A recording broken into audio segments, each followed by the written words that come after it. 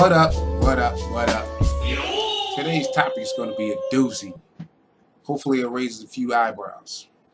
So, I had this conversation with somebody today, and it was an older white woman. And I'm telling you she's a white woman because that'll put some emphasis on the story. True story, by the way. So, we were talking about our grandkids, and she brought up how her grandson wrote her a letter in cursive as a school project. And we were kind of amazed that cursive writing was making a comeback.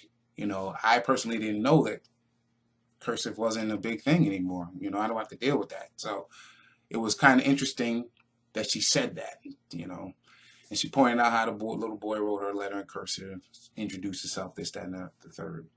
Then, it went into, well, there's a lot of things that we grew up dealing with that isn't going on anymore. Holidays aren't celebrated like they used to be.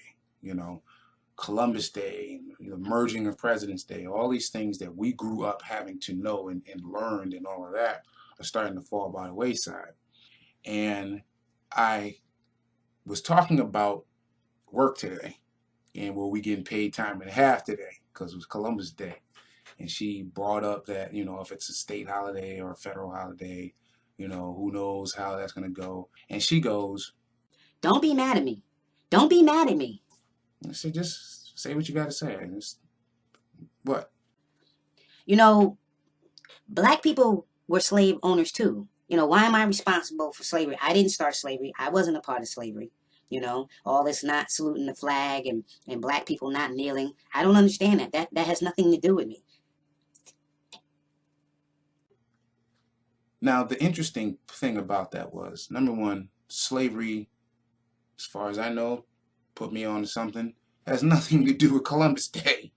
I just found the other day, which puts ignorance on me, but I just found out that Dave and Buster's playing one of these trivia games that Christopher Columbus was Italian. I thought he was Spanish. So I got a lesson back then. I got a lesson on that. One thing I was pointing out was that with Columbus Day and with how political correctness is and how people are so angry about history and all of that, we don't celebrate it as much, or it's not as big as it used to be. For example, when I was in California and when Black History Month came up, that wasn't a big deal. Now, maybe it was because I was in San Diego, maybe other places it was, but in San Diego, wasn't a big deal. Yom Kippur, all these Jewish holidays in San Diego, wasn't a big deal. So the point was that the point she made saying all of this was that they are trying to erase history. Now, I told you that story just to tell you the story, but the point of this conversation is, would you say that that's true? There was a time that Martin Luther King's birthday was a big deal.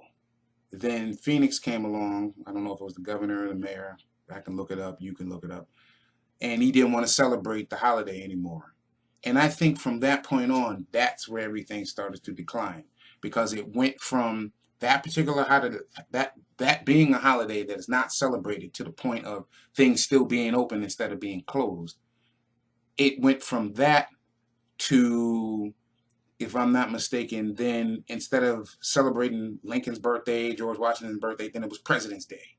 9/11 happened. That's a holiday. We'll always celebrate Memorial Day. We'll always celebrate Labor Day, as far as I'm concerned, while we're alive. Easter, Christmas, Kwanzaa came in during my time of being alive, but had its time it was up, and now it's not as big as, say, a Christmas or even Black History Month. Black History Month, not that big.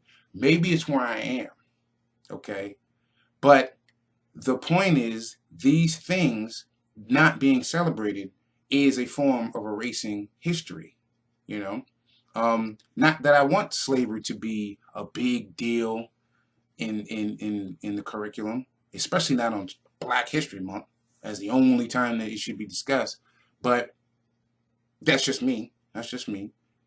But at the same time, it is history, History has good points and it has its bad points.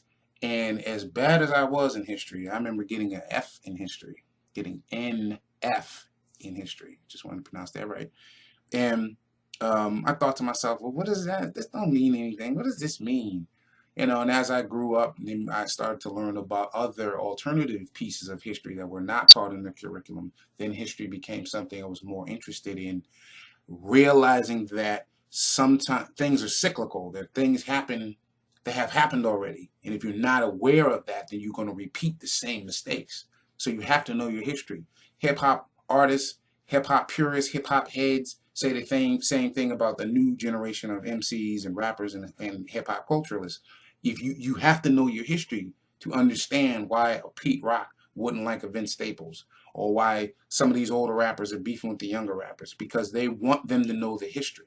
Now, to just tie this all up, my whole question is, do you believe that America is trying to erase its history?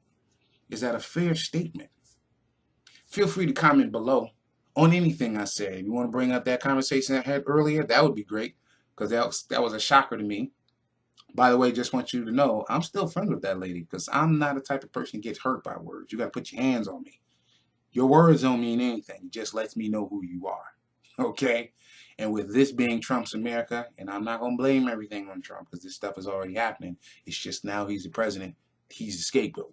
But with these things that are going on in Trump's America, it's, when you look at Obama's America, I don't know. That would be something that you can comment below too. It would be interesting. I'm skipping Motivation Monday, and I'm just bringing this point out. Maybe as a motivation that happens to be on Monday. But is America erasing its history? This concludes the broadcast from World Control. Let's pretend like this never Hey, see my name right there? Go ahead and type that in, or snap this photo to join me on Snapchat. Hey, thanks for supporting me. And if you didn't already, see that head right there? Go ahead and press that to subscribe. And go ahead and check these videos out. You know, because why not? What else are you doing? You watch this one, why don't you watch another one? Later. cut the crap out of